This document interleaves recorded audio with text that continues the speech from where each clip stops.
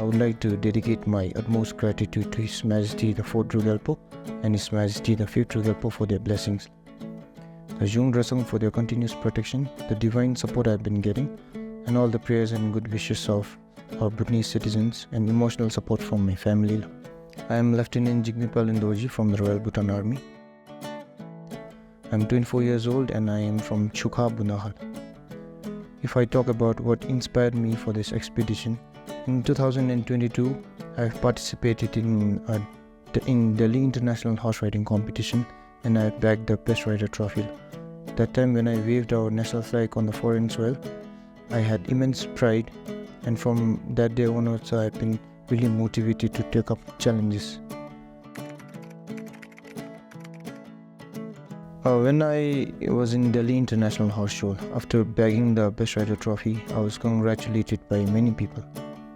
That time I came across Colonel Shamsher Singh Boparai. He was an officer of the Indian Army. So he introduced me with a man named Mr. Pasang Tindin Sherpa. So that time I didn't know that he was an expedition leader.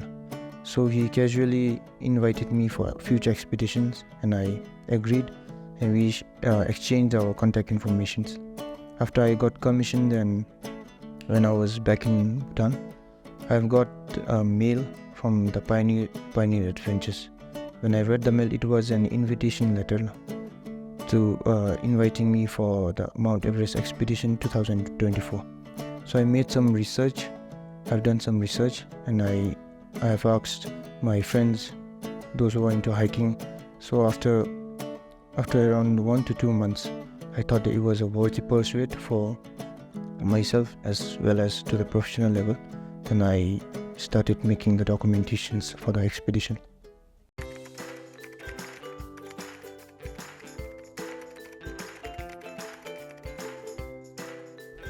For the Mount Everest expedition, I have trained in 4 phases. The first phase was in the northern borders. The second phase is I have undergone the commando course in Belgaum. The third phase I have done at Paro and water therapy. And the fourth phase I have done at the Everest Base Camp. Physically, it was quite tough. But if I talk about mentality, all the climbers that I've seen in the Everest Base Camp, they were all physically and mentally strong. Yet many climbers gave up before the climb. So what I feel is, more than mentality, what we need to have is the motive. If you have a motive towards a certain goal, that is the only thing which can hold your process.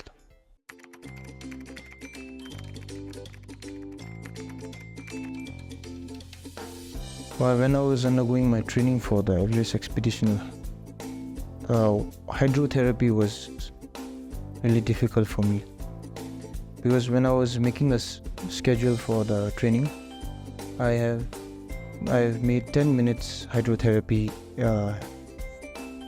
thrice every week. Then when I initially started the hydrotherapy, it was really hard to stay inside the cold water. Then how did I overcome is I had to subtract the timings. So the 10 minutes was nearly impossible, so I had to reduce down to 2 minutes. First hydrotherapy was 2 minutes, the next was 3, and then 4, again back to 2 minutes, so that my body could get acclimatized to the conditions.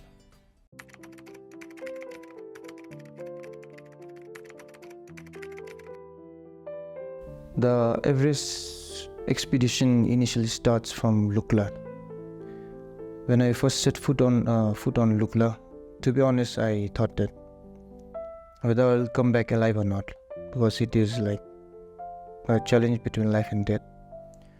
But I was really positive. I was not overconfident, but I was positive that with blessings from His Majesty, the Chechong Sum, and all the collective efforts of all Bhutanese, that I was sure enough that I would return victorious. That's what I thought. But it was really exciting. It was really challenging also. And I've learned a lot of things. I've made new friends. So after the expedition, now when I think about it, I'm I feel really proud and happy.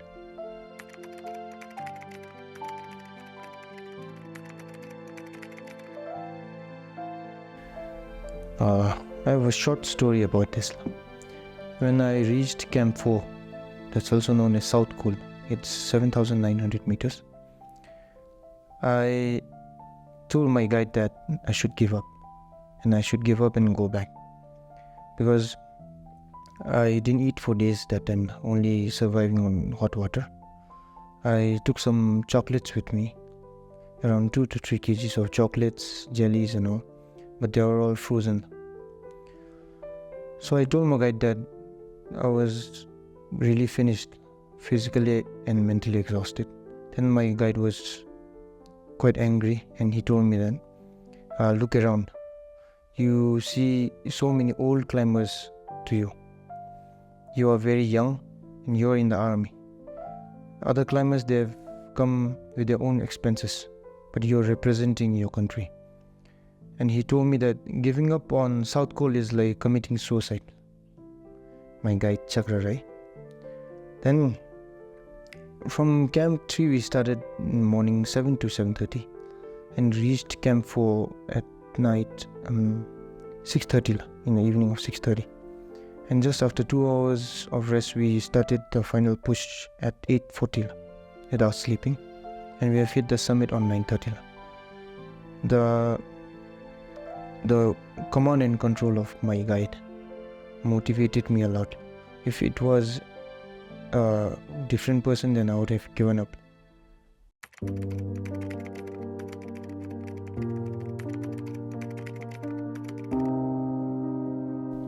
I have had one experience where I nearly lost my life.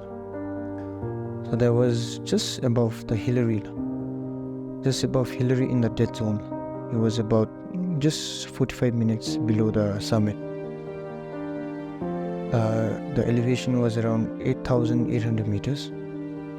So while I was moving towards the summit, my guide, Mr. Chakra Rai, he told me that I only had 17 minutes left for my oxygen.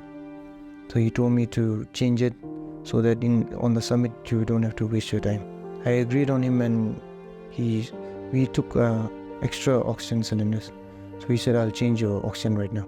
So we sat near the rope, and then he took off my mask. After 10 to 15 seconds I could feel the pressure, and I could feel the heat behind my ears. So then I felt like someone was covering my nose and mouth. I could barely breathe, and I told my guide that to change the oxygen faster because I was about to die. My guide was afraid, and while he was changing, he broke the oxygen regulator. And I thought that I'm going to die now. But I remember very clearly when he broke my regulator, there's a white, I don't know the name, but there's a white tap-like structure in the regulator, and I could see it flying away from the regulator. Then I quietly lay down on the snow, and I closed my eyes, and I thought I was dying. Then all of a sudden my guide, Mr. Chakra, he sacrificed his oxygen mask and he fed me with his oxygen. It was because of him that I could survive, and now he's like my hero. And if I take it, being a Bhutanese, if I take it into our different way, it might be the blessings of His Majesty also, and it is because of the divine support that I've got. So that's why I could survive. And my guide did his summit without his oxygen mask. He had a lot of problem while moving up. He was like a drunkard because of the lack of oxygen. And dead zone is known as dead zone because the oxygen level out there is only 1/3 to the level of sea.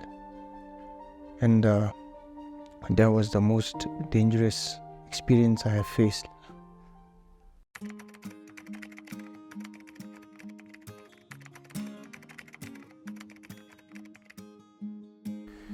On 20th May, in the morning time, 9:30, I've hit the summit of Mount Everest. On personal level, I had immense pride in hosting our national flag on top of the world. But I'm just a face. Behind my back there were so many people who has prayed for me, who supported me. And even on the summit, I dedicated this expedition to His Majesty and our Bhutanese people.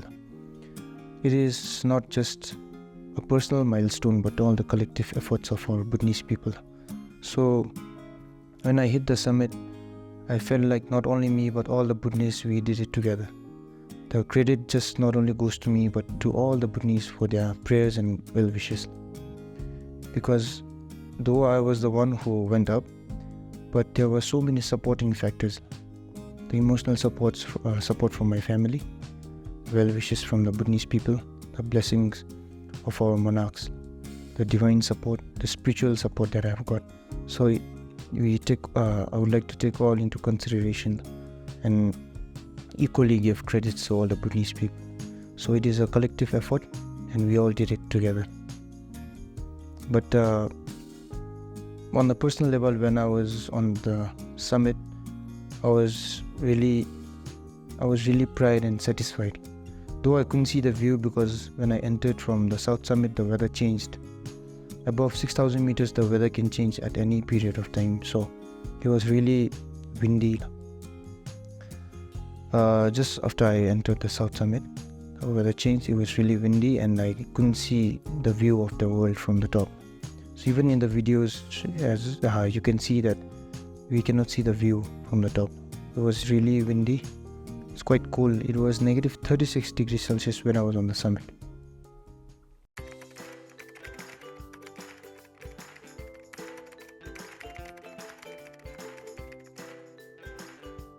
The lessons that I've learned from this expedition is, I've heard this quote when I was very young, but I've experienced it in real on the Everest expedition. While I was moving up, I was really exhausted, tired, no energy, no food. I was in a lot of pain. But after expedition, when I came back to Kathmandu, I didn't feel that pain. The quote is, pain is temporary, gain is permanent, that I experienced. And another lesson that I've learned is our human body is like a rubber band. We can discipline it in every way we want. Our body has no limitations to learning. That's why to other climbers, I would love to share these with them.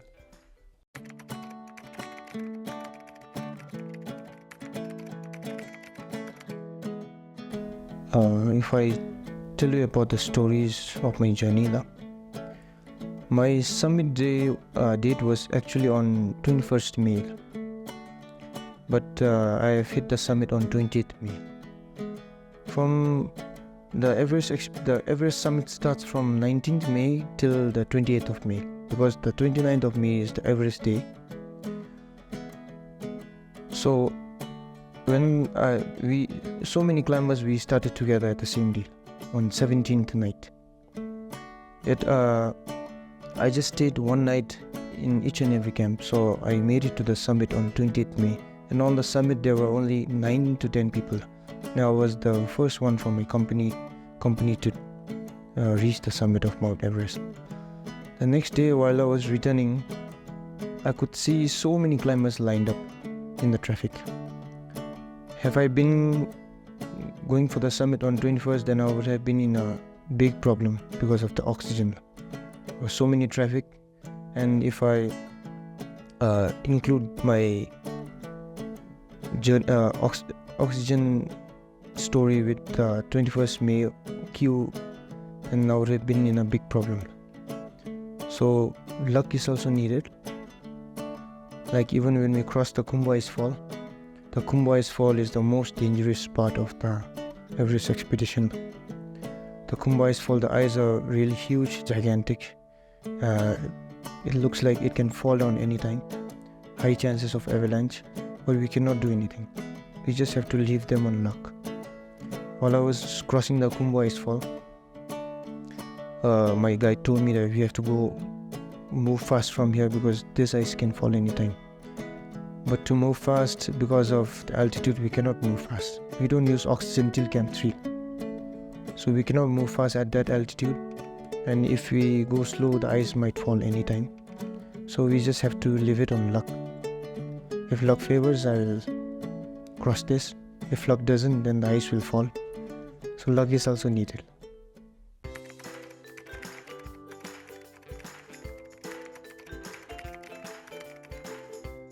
As His Majesty said, the subda matsugi khabar member bema bugi khabaris.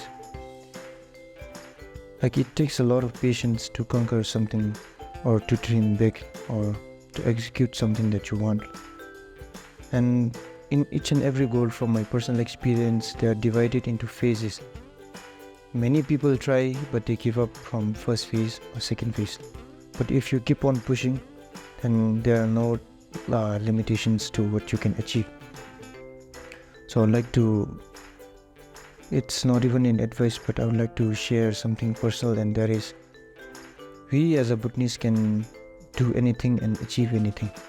But what we need is good mentality and positive thinking. We can achieve anything with this. Thank you.